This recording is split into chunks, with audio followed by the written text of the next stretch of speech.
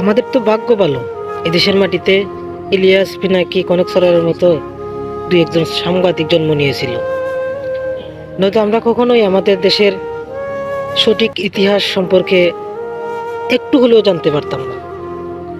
গত 53-54 বছর যাবৎ আমাদেরকে যেই ইতিহাস জানানো হইতেছে, মুক্তিযুদ্ধ কিংবা সমস্ত বিষয় নিয়ে, এই দেশের পরিচালনা কিংবা এই দেশের রাজনৈতিক অঙ্গন সবকিছু নিয়ে যেই ইতিহাস আমরা জানতেছি, সেটা আসলে সম্পূর্ণ বানোয়াট এবং কাল্পনিক কিছু গল্পের মাধ্যমে।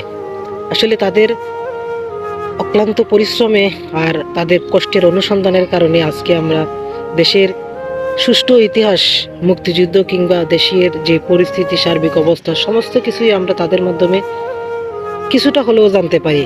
নয়তোবা আমাদের দেশে যেই পরিমাণে দালাল, সুর, বাটফার, বদমাস সাংবাদিক, যেই পরিমাণে মানে ভুয়া তথ্য কিংবা ভুল সংবাদ এই দেশের মাটিতে প্রতিনিয়ত আমরা দেখতেছি যে প্রচারণা চলতেছে এই দেশের মিডিয়াগুলোতে, যদি এরা 2-3 জন মানুষ না থাকতো তাহলে আমরা সঠিক তথ্য কিংবা সঠিক সংবাদগুলো খুব সহজে পাইতাম না।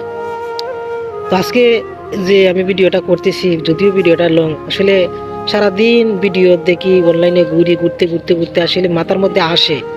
আমি যদিও কন্টেন্ট ভিডিও তৈরি করি, দেখেন ফানি ভিডিও, কিন্তু আমার অ্যাকচুয়ালি এখন এই মুভমেন্টে এসে আমার মনে হয় না যে আসলে এই সিচুয়েশনগুলো, আমি একজন নাগরিক হিসেবে আমার মধ্যে এখন এই এই সমস্ত মানে ভিডিও করার মুভমেন্ট আসবে। তো আজকে আমি যেই ভিডিওটা তৈরি করলাম আপনাদের সামনে যে কথাগুলো বলতেছি, আসলে আমি মূলত খুব বেশি দুঃখ পাইছি, বা এখনো পর্যন্ত পাচ্ছি। 2009 সালের কথা আপনাদের মনে আছে? 2009 সালে যে বিডিআর বিদ্রোহটা হয়েছে, সেটা নিয়ে আমি যে ডক্টর ইউনূসের যে পেজটা, সেখানে একটা ভিডিও দেখছি, অনেক লং ভিডিও। এটা শুধুমাত্র একটা ইতিহাস হিসেবে রচনা কিংবা একটা ব্লগ ভিডিওর মতো, কিন্তু সত্যিকার অর্থে এই ব্লগ তো আমরা চাই নাই। আমরা চাইছি কি, আমরা বাঙালি জাতিরা চাই এর সুষ্ঠু বিচার। এটা সবাই জানে যে বাংলাদেশের এই ফেসিবাদ শক্তি, যেটা ভারতীয় একটা রাজনৈতিক দল, বলতে গেলে নাম দিছে আওয়ামী লীগ, কিন্তু প্রকৃত অর্থে এরা ভারতীয় একটা রাজনৈতিক দল, যারা কিনা আমাদের দেশটাকে একটা ভারতীয় অঙ্গরাজ্য হিসেবে ব্যবহার করতে চাচ্ছে।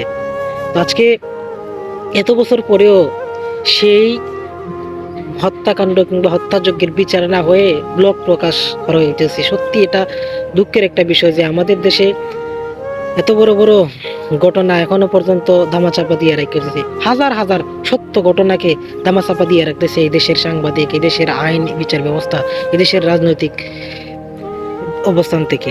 তো আজকে আমরা বাঙালি জাতি 53-54 বছর যাবত আমরা এই দেশটা স্বাধীন হয়েছে, কিন্তু এই দেশের কোনো উন্নতি নাই। কেন নাই? কারণ আমাদের নিজেদের কারণে। আমাদের পরে যেই দেশগুলো স্বাধীন হয়েছে, সেই দেশগুলোতে আমাদের দেশের মানুষ যাইয়া খামলা কাটটা প্রবাসী হিসাবে আমরা রেমিটেন্স পাঠানো লাগে, এখানে কাম করা লাগে। অথচ নিজের দেশে কর্ম কইরা খাইলে একজন মানুষ স্বাধীনভাবে একটা কর্ম করতে পারে না, একজন মানুষ তার স্বাধীনভাবে তার মত প্রকাশ করতে পারে না, একজন মানুষ সুন্দরভাবে তার জীবনটা পরিচালনা করতে পারে না। একজন মানুষ যদি ভালো চলে তাহলে আরেকজনের চাই সে ভালো কিভাবে চলে এটা দেখবো, তার ক্ষতি করতে চাইবো। তো এটাই আমাদের স্বভাব আসলে। আর মিডিয়ার কথা কি বলবো, এই দেশের মিডিয়া এগুলো হচ্ছে মূলত তারা শুধু ভিউজ নিয়ে চিন্তা করে এবং তাদের চ্যানেলের প্রচার নিয়ে চিন্তা করে। একটা মানুষের সত্য যে ঘটনাটা, সেটা প্রকাশ করতে চায় না সহজে। এদেশের মাটিতে আমরা যে ফেসবুকে কন্টেন্ট ক্রিয়েটর হল দেখবেন, টটস অফ বিল্লাল বা এই সেই হ্যান তেন, হিরো আলম, এই আলম সেই আলম, লাইলা মাইলা কালা, এগুলা নিয়ে আমরা ট্রেন্ডিংটা ফেলাই রাখি। কিন্তু প্রকৃত অর্থে দেশের মধ্যে যে সমস্ত দুর্ঘটনাগুলো ঘটতেছে, এগুলার সংবাদ আমাদের সামনে আসে না। সারাদিন দেখবেন সামনে ভিডিও আসবে, এরা এই করছে, সেরা সেই করছে, হিরো আলম এটা করছে, নীল বিল্লাল এইটা করছে, এটা ছাড়ছে, জাঙ্গিয়া বেচছে, এইটা বেচছে। কিন্তু আমাদের দেশে যে একটা দুর্ঘটনা ঘটতেছে, ভূমিকম্প হইতেছে, আগুন লাগতেছে, দর্শন হইতেছে, খুন হইতেছে, একজনের জমি আরেকজনের দখল করে নিতেছে, এই সমস্ত ঘটনাগুলো যে ঘটতেছে, এগুলো আমাদের সামনে ভিডিওগুলো আসবে না। আর আমরা আবেগে হুজুগের বাঙালি, আমরা শুধু প্রতিবাদ অনলাইন পর্যন্ত। বাস্তবিকভাবে ওই যে 24-এর যে কোনো অভ্যুত্থান, এটা শুধু ছাত্ররা একা না, দেশের সাধারণ মানুষ থেকে শুরু কইরা দেশের ছাত্র, শিক্ষক, শ্রমিক, মজুর, চাকরিজীবী, কর্মজীবী, সকল শ্রেণী পেশার মানুষ, রাজনৈতিক দল থেকে শুরু করে সবার মাধ্যমেই কিন্তু এদেশ থেকে ফেসিবাদের পতন হয়েছে। আর সেই ফেসিবাদের পতন হওয়ার পরেও একটা যে জুলাই অভ্যুত্থানে যে সরকার দেওয়া হয়েছে সেই সরকারও কিন্তু এখনো পর্যন্ত 1 বছরের মধ্যে কোনো একটা মানে যে বিচার ব্যবস্থা, সুষ্ঠু যে বিচার ব্যবস্থা সেটা করতে পারে নাই। কিন্তু তার সাথে যুক্ত যেই উপদেষ্টা পরিষদ আছে কিংবা যে রাজনৈতিক দলগুলো তাদের সাথে যুক্ত আছে, তারা তাদের নিজেদের পকেট বাড়ি করতেছে। কিন্তু এই দেশে যে একটা উন্নয়ন কিংবা যে বিচার ব্যবস্থা উন্নয়ন করা কিংবা দেশের রাজনৈতিক অঙ্গন কিংবা দেশীয় যে পরিস্থিতি সেটা ঠিক করা, সেটা নিয়ে কারো কোনো মাথা ব্যথা নাই। এই বাউল আউল ফাউল এই সেই মানে এইগুলো নিয়েই আমাদের দেশটা পড়ে আছে। তো আসলে কি বলবো, আমরা আমরা আসলে কপাল পোড়া বাঙালি। আমরা কপাল পোড়া বাঙালি বলতে হয় কেন, কারণ আমরা কিছু বললেও কি করবো, এই যে এই ভিডিওটাতে আমি আপলোড করছি এইসব ভিডিও কেউ দেখবো না। তো দেখবে কোনগুলা, ওই যে 18+ ভিডিও, তারপরে হিরো আলমের ভিডিও, টটসট বিলালে মারামারি করছেন না চললে এগুলা দেখবে। আর এগুলা আমাদের যে ভিডিওগুলো এগুলো তো কেউ দেখবে না। দেখেন রিসেন্টলি আমি 2-4টা ভিডিও আপলোড করছি, কি ভিডিও মানে এই সমস্ত বিষয় নিয়ে, এগুলাতে কোনো ভিউজ নাই, 400-500 ভিউজ হচ্ছে না। আর আমি যদি একটা হাসানো ভিডিও দেয়, ফানি ভিডিওতে দেখবেন 2000, 3000, 10,000 ভিউজ আসতেছে।